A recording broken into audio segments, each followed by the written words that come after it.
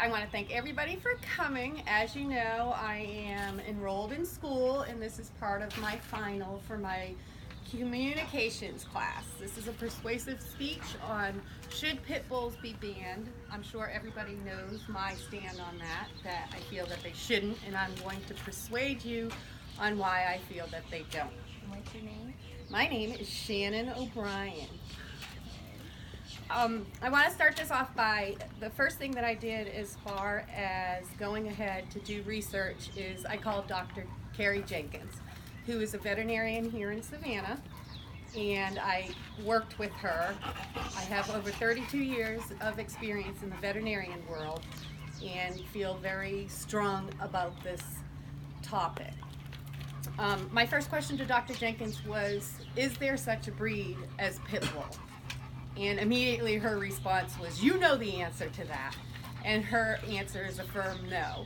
Pit bull came from slang where people would take dogs, put them in a pit to fight. It started out being larger dogs of the Mastiff type because of their muscles and their build. They went ahead and started fighting dogs a long time ago for earning money, and these dogs are not aggressive. They are not human aggressive, they're dog aggressive. There's a huge difference. They would go ahead and pull these dogs, they have to pull these dogs apart, therefore they don't want them to be aggressive towards humans, and they would bring them home and they'd live with their families. So the whole misconception about pit bulls is wrong, and it's become a huge dilemma as far as calling these breeds pit bulls, which isn't a breed. So that's my first point I want to get across.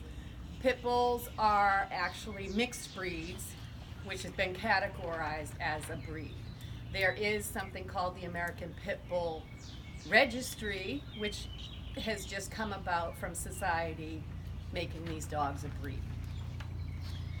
My personal opinion about the subject, after all these years in the veterinarian business, if we get an animal that's attacked by another animal, the first thing people will say is, oh, a pit bull got it.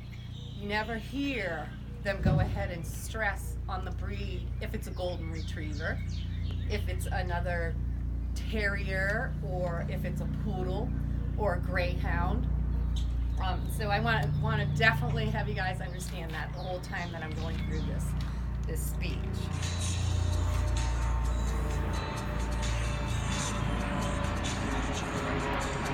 Dogs were bred for purposes, and the American Staffordshire Terrier, which is going ahead and being labeled as a pit bull, is a specific breed that's recognized by AKC, which is the American Kennel Club. These animals have gone ahead and were bred for hunting at the beginning of their breed, and then reformed to being a household pet for human companionship.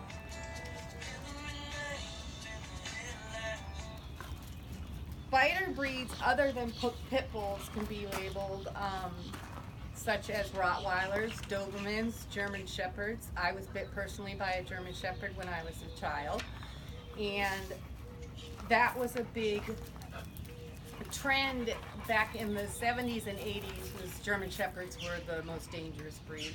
Now they've gone ahead and labeled the American Staffordshire, which are also known as pit bulls. When you go ahead and look at the statistics, you have to be very careful, because not all statistics look at the whole picture. You hear part of the story. There was an incident in Charleston where a veterinary technician was working on a dog that was in distress. She reached into the dog's mouth that went ahead and started seizing because it had bleeding coming from its mouth. She got bit by that dog. They ended up reporting it to the American Bite Registry as a pit bull bite. No circumstances are reported when a dog bite's reported. There isn't any justification to why that bite has happened. So that's a statistic that you need to be careful with when you go ahead and look at bite statistics. When I call Memorial Hospital, they go ahead and when a dog bite comes in, they actually have a category for pit bull bites, which does not go ahead and specify the breed.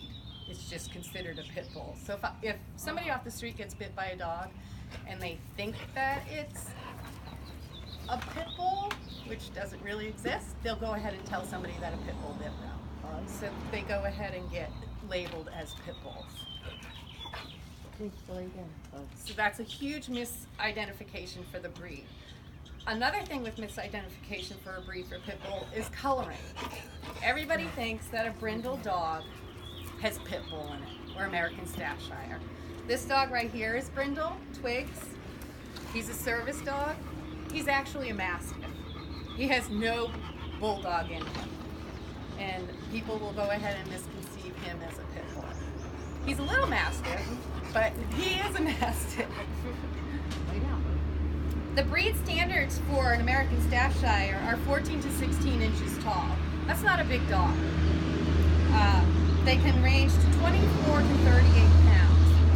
So when you see these people walking around with these 100-pound dogs, 90-pound dogs, they're not even within the breed standard of an American Staffordshire Terrier, which is where people have originated this pit bull conception from. They have a tight coat and they're extremely muscular, which is very intimidating to people. So when somebody sees a brindle dog, I just looked on Facebook today in my veterinarian technician site, a technician posted, she was all upset because she had her dog at Home Depot, showed a picture of her dog, and a woman went to approach the dog, her child went to approach the dog, and she grabbed her child back and said, "You need to be careful of them." Well, that dog wasn't a pit bull or an American Staffordshire, it was a boxer, which are known to be the most friendliest dogs to children and families. Rottweilers, Australian Shepherds, Bulldogs, Jack Russell Terriers, and Cocker Spaniels are some of the top biters in the breed standards of it, according to Will you say that list again of dogs? Rottweilers, Australian Shepherds, Bulldogs, Jack Russell Terriers, and Cocker Spaniels are some of the top breeds that are the biters, that bites come from. Does anybody know what the number one breed is? Chihuahuas. Yeah. Chihuahuas. Chihuahuas. Wow. Those things are the little devil. Number one breed bite in America is the Chihuahua. Wow. A 2 to 3 pound dog. So you're having this discrimination right now against these American Staffordshire Terriers being the number one biting breed, which they are not. According to the CDC out of Atlanta, it is the Chihuahua as the number one biting breed. Biology versus training. Some animals are trained to be aggressive for guarding, and that comes to your Rottweilers, your protection dogs, Rottweilers, Shepherds, Dobermans. So they're trained to bite. American Staffordshire Terriers are not trained to bite. They can be dog aggressive if they're put into pits and fight other animals and everything, but they are not trained for their aggression. So that's one thing genetically that is not instilled in them. It's instilled by people. The way an animal is brought up, a dog is brought up in a household, reflects on their behavior. So if you have love, attention, and the basic needs met, feeding, watering, exercising, you're going to have a happy dog. People need to instill that they have to be the leader of the pack, and so dogs will follow in order of that pack. Not providing a loving and safe environment for any dog may resort to aggression for any breed, regardless of whether it is a Chihuahua or a Jack Russell Terrier or a mutt, for that matter of fact. American Staffordshire Terriers are recognized as being one of the most, being one of the most dedicated animals to their owners. So when you go ahead and you instill misbreeding with that, genetics get thrown away and there isn't a standardization for these breeds. I have a dog that's named Vin. He was going to come today, but didn't want to get off the couch. His story is that he's a brindle. He's a Staffordshire Terrier. He was thrown out of a vehicle. He went ahead and went feral, and it took us about 6 weeks to catch him. He was living out of trash cans. He was getting shot. He's got multiple bullet wounds on him, and he still has shrapnel in his body. So I've taken him from a situation where he was thrown out of a vehicle, went rogue. We finally caught him, and now, as I said, I can't even get him to go outside. Every once in a while, he'll do his thing, run outside, and come back in. He's not aggressive by any means. That dog will not. He accepts dogs, he accepts cats, he accepts kids. So for him to go ahead from living on the streets to coming into a loving environment has changed that conception of him as being a wild dog. Staffordshire Terriers have, with becoming labeled as pit bulls, you have your mixed breeds. People think that because of an animal being stocky, muscular, big jawed, the coloring of them, they're going to go ahead and label them as pit bulls. They're not. Savannah, one of my biggest things about Savannah is that animals are disposable here. You look at the shelter and the population there, the mixed breeds, there are the highest population, and it is stated on their cards that they are a pit bull. Here you have professional people in the animal field labeling these dogs as pit bulls. So they've already got one strike against them. If they did a little bit of research, they could go ahead and realize that these animals are mixed breeds. They could be mixed with Akitas, boxers, anything that comes in a brindle breed.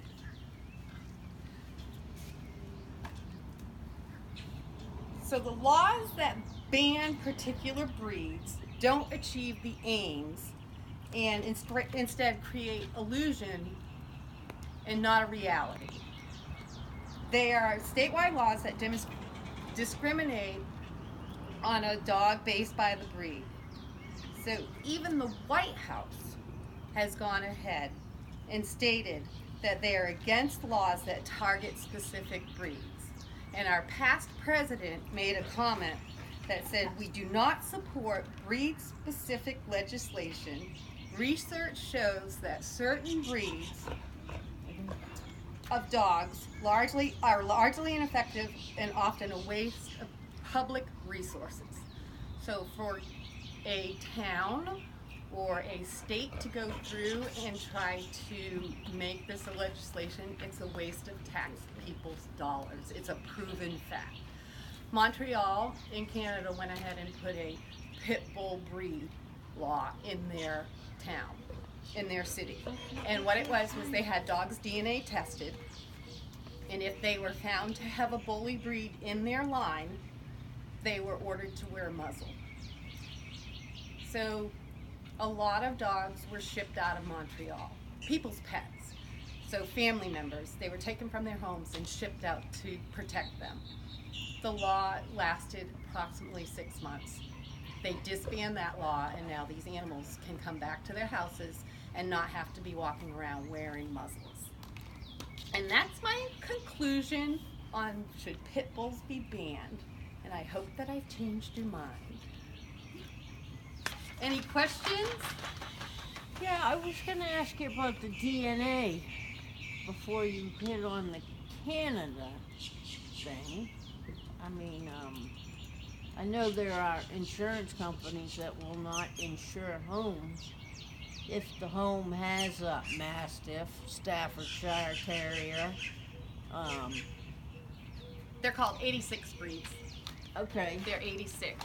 But have they started DNA approach to this problem in America? The homeowners have gone ahead and started DNA testing to protect themselves against being discriminated against. And how do they do that? Is that just like a The same as fecal human. swab? They and send you can do a kit and send it out. Interesting. I have some friends that have Mookie, which they found as a stray, big brindle dog.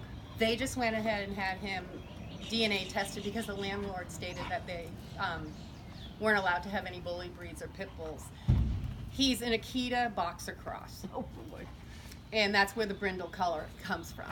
So he's allowed. They're allowed to have him in their apartment complex. Interesting.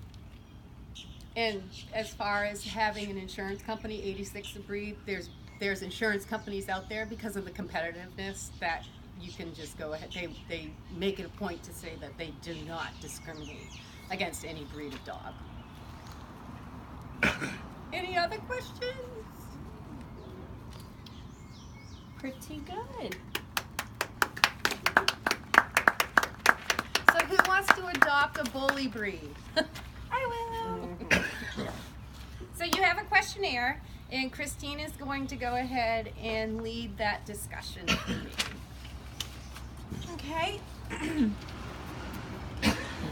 Thank you for attending this speech by St. Petersburg College student. Please evaluate the speaker by circling the number using the following scale. Gained attention and interest on a scale of 5 to 1, 5 being the best, 1 being the worst.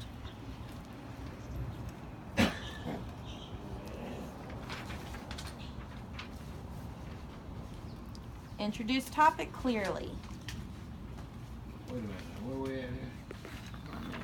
Oh, you did? I didn't get one of these. I have one for you. Throw me each one of these, please.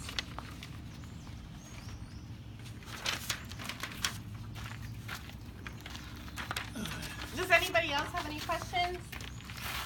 What are we on, what was the first one? We're on the You're on. introduction, yeah. Gained attention.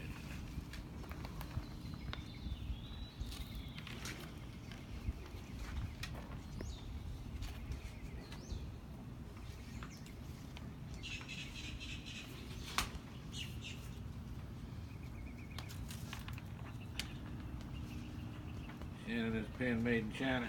You gotta pull the little plastic off. I said that.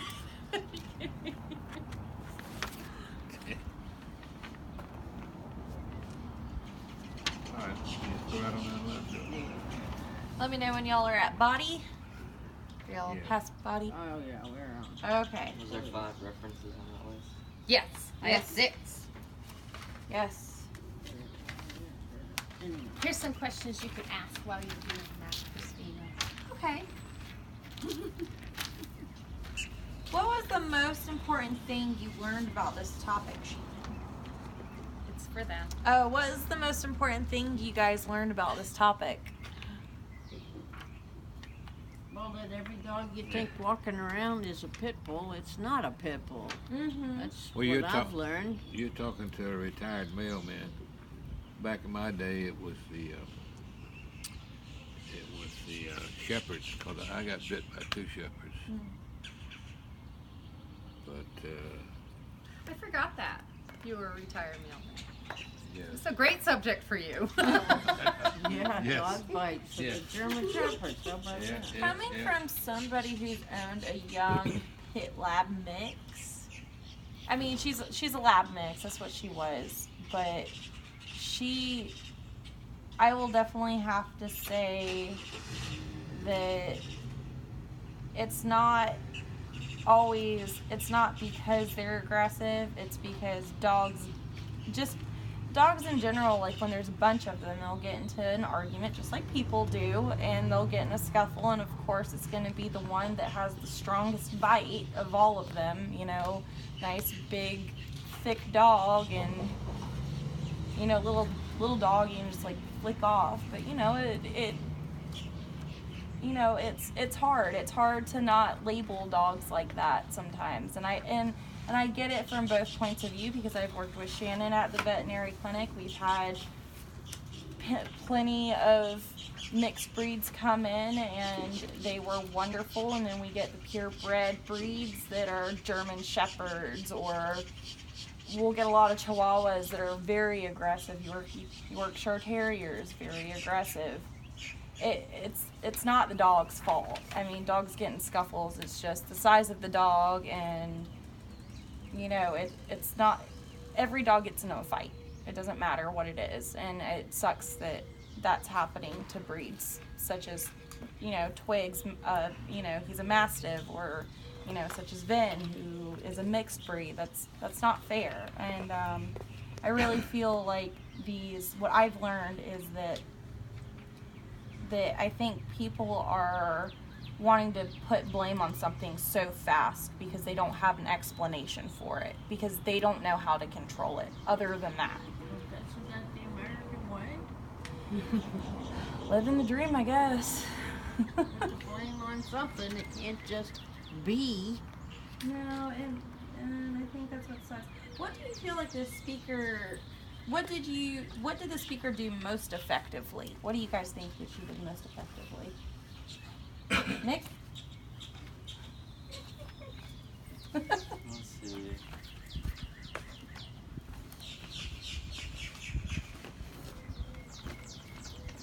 Okay. Sorry. Pass. What do you guys feel like the speaker did most effectively? Describe the different breeds and the policy of pit bulls. I really, Yeah. yeah, I think so too. She did a really. I think she did a really good job on listing all of the dogs and how there's a huge misconception and explaining that better. I will say I've never considered the pit bull not being a breed. That's never like been on my mind or anything like that. But it definitely makes me think about it a lot after hearing all that. Yay! And how they can, you know, if they're nurtured correctly, you know, Yeah. They can be kind Yeah, and yeah. gentle. Right. You know what I mean?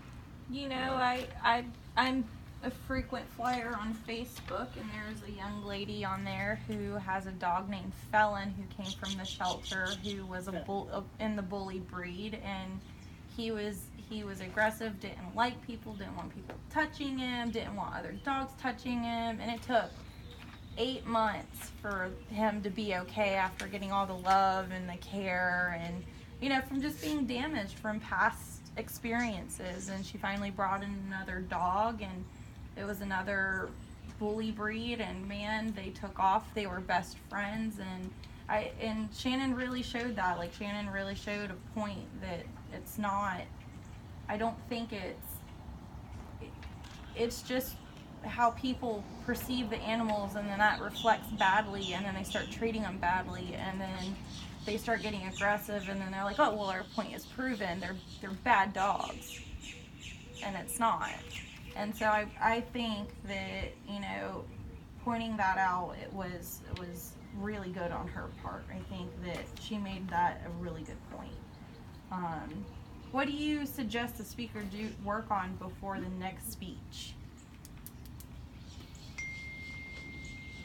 You can speak freely. Well, given a speech, your first or second speech in front of a crowd of people, strangers, you tend to be nervous, but the more that you give, the more relaxed you are, and Shannon just needs time to make things flow along a lot easier for her. It just comes with experience, but for her first speech, it was excellent. Yeah. Why, thank you. Get your points across, you get your references, and it was Make more eye learning contact with experience. everybody. I know you pick one, pick me, maybe. I am right in front of you. But I did take some speech in college. And you gotta Scan the crowd. scan the crowd a little bit. Well, if you guys want to finish your questionnaires, and we can wrap this up. But I will say this for my ending statement, and this doesn't have to do with my speech, but I would much rather be bit by a dog than a cat. Oh boy. Yes. Thank you.